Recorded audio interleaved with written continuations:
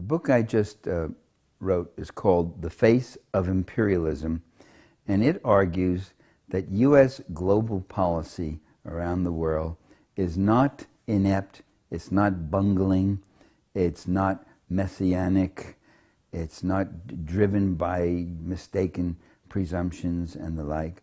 I argue that U.S. foreign policy is rational, it's successful, and it's very consistent.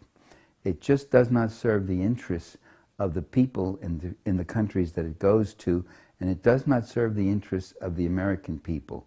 The goal of U.S. foreign policy is to support all those countries, leaders, and movements that welcome in multinational corporate investors, that open up their land, their labor, their markets, and their natural resources to the expropriation and exploitation by these rich people. And the other goal of U.S. policy, it's the other side of the same goal really, is to obliterate or wipe out or undermine any leader, political movement, or nation that tries to develop its own land, labor, and resources for itself, that is self-defining and self-developing. Those countries are demonized, their leaders are demonized, the American people are told that they are a mortal threat to our safety and our security, and they therefore have to be done in. And that is the consistent policy. We see that today in the Middle East, where U.S. leaders gave full support to a dictator like Mubarak, who in Egypt, who did very little for the Egyptian people, who accumulated great wealth, who brought in the IMF,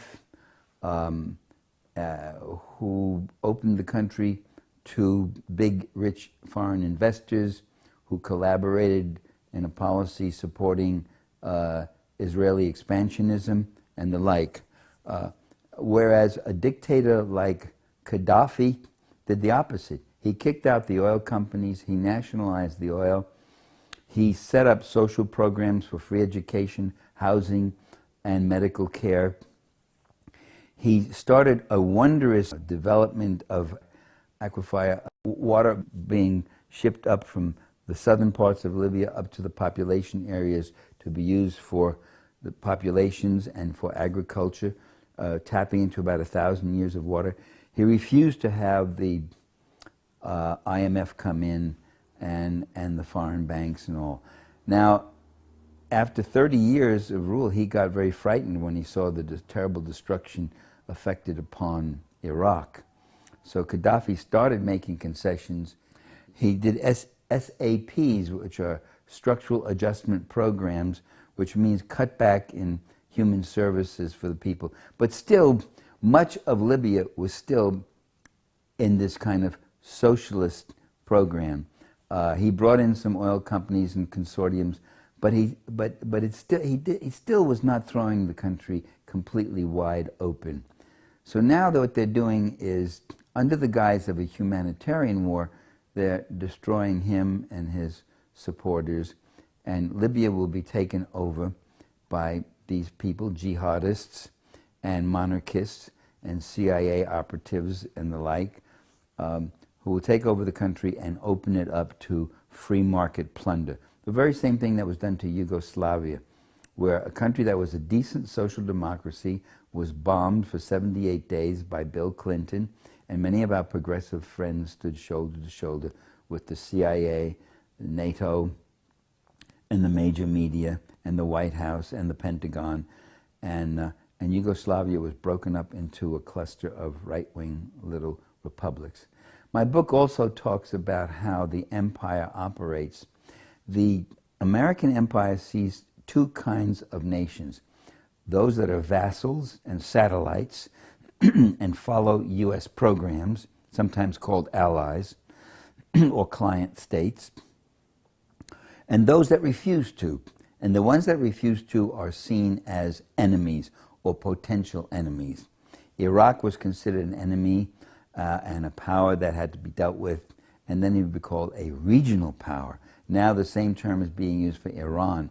Iran may emerge as a regional power, and this makes it a little more terrifying. They may have nuclear power at their command. So once you frighten the American public, once you demonize the leaders of these countries, then you have license to bomb their people and bomb their infrastructures and destroy their countries. And this is what we're getting.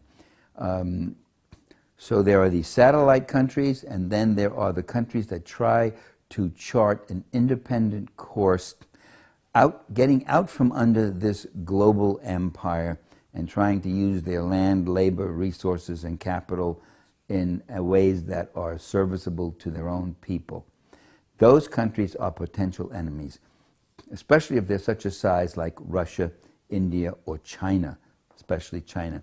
We saw Hillary Clinton get up before a congressional committee and say, the U.S. is losing the information war.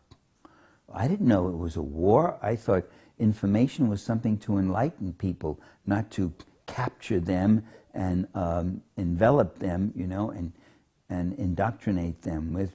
And she starts talking that there's Russia Today and France 24 and Al Jazeera and now, and then she said, almost shrill, she said, and China is building a global news network in English.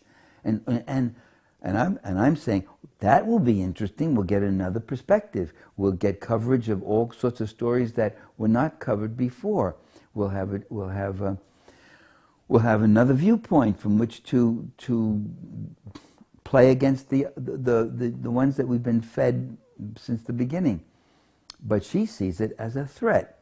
So there's what the empire is about. It's about controlling people everywhere in the world, at home and abroad, giving them as little as possible so that the few at the top will get as rich as possible. The hungrier you are, the poorer you are, the harder you will work for less and less. And so that's what the world is all about, unfortunately. And for you to think that our leaders are stupid, for you to think that the people who own this world, the people who have built hundreds and hundreds of military bases and controlling and getting people to kill other people to advance and protect the interests of this top elite, if you think these people are stupid, you're being a bit stupid. If you think your leader is stupid because he mispronounces certain words, you're being stupid. If you think your leader is enlightened and intelligent and has your interests at heart because he doesn't mispronounce words and he's a smooth and articulate speaker, you're being stupid also. So the book is for stupid people to read and get enlightened and advance their consciousness. The book is also for intelligent people to read who want confirmation and want to see how this is brought home and how it weaves together.